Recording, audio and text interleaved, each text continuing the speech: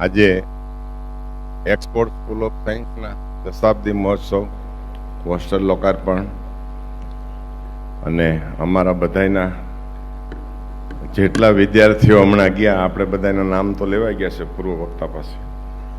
બધાના અમારા જેને અંક પાડ્યા છે, લાઈફસ્ટાઈલના નહીં, ગણિત જેમને પાડ્યું છે અને સાહેબના અંકમાં જે આવ્યા એવા બધા પૂર્વ વિદ્યાર્થીઓ હમણાં જ જેમને આપણે બધા નિહાળ્યા.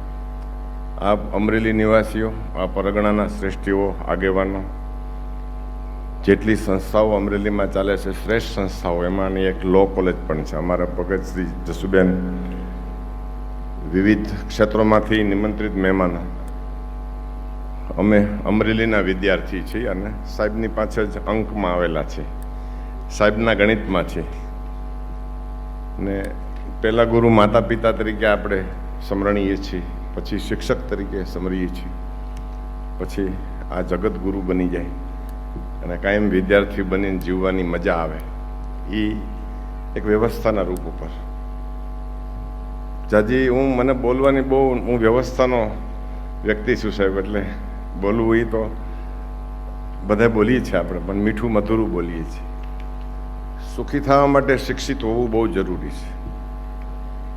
સુખી થઈ ગયા પછી સંપત્તિનું મહત્વ ના રહે. સંપત્તિ છે એ બધી વ્યવસ્થા છે. કાયમ સુરક્ષિત રહેવું હોય અને બિફોર એલર્ટ રહેવું હોય તો શિક્ષિત પાયામાં હોવું જરૂરી છે. એક તમને હું નાનું એવું ઉદાહરણ આપું કે યહૂદીઓ વર્લ્ડ લેવલે આક્રમક છે, સુખી છે, સંપન્ન છે અને વૈચારિક છે. શું કામે? એના પ્લાનિંગમાં લાઈફસ્ટાઈલ નથી, એના પ્લાનિંગમાં એજ્યુકેશન છે.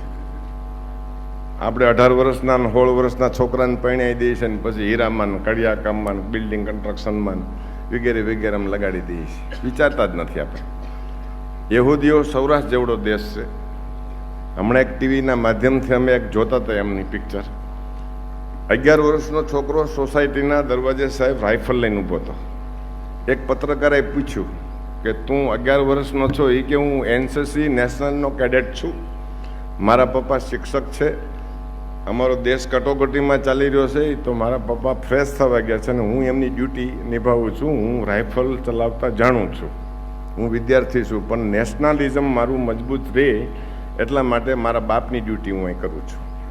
એજ્યુકેશન એની લાઈફસ્ટાઈલ છે. આપણે પાંગળા છીએ હજી. ફેસબુક કોનું છે? યહૂદીનું. ઇન્સ્ટાગ્રામ કોનું છે?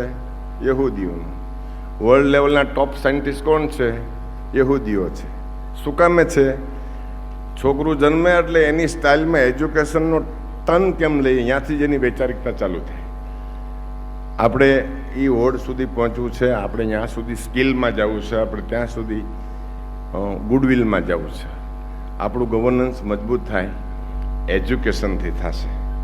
અને કોઈ આપણા અમરેલીના મહાકવિએ કીધું છે, લીલી છમ રેલી અમરેલી ક્યારે થશે? આપ બધાનો એક મત થશે. આપ બધા એજ્યુકેશન તરફ વાત પકડશો, સંપત્તિ તરફ નહીં, સગવડ તરફ ના જાવ તમે. નકર યહૂદીઓ બધા ઇઝરાયલના રણમાં રહીએ છે અને આપણે બધા 80માં 1.5 કરોડના બંગલામાં રહીએ છીએ. આપણે વાત એટલી છે, સાહેબનો અધાગ 50 વર્ષનો પ્રયાસ અમરેલીને જાગૃત કરવા માટેનો. એજલ પટેલ સાહેબ પાસે 5 પેઢી ભણી છે. 5 પેઢીવાળા તો હમણાં બધા પગે લાગીને ગયા. અમારે કેવું પડે કે સાહેબ પગે લાગી સ્વીકારી લેજો, નકર અમને પાપ લાગે. હા સાહેબ, પાપ લાગે. અમે જો તમને વંદન ન કરીને તો ભલે સાધુ રૂપમાં છે, ફકીર રૂપમાં છે, વ્યવસ્થા રૂપમાં છે, એક સમાજનો દીકરો છે, આ માનવ સમાજનો, પણ અમારા માર્ગદર્શક અને દિશા તને બતાવી છે. નકર હજી ભેહું સારતા હોત, માર્કેટ યાર્ડમાં ગુણ ઉપાડતા હોત. પણ આપ અમારા દ્રષ્ટા છો.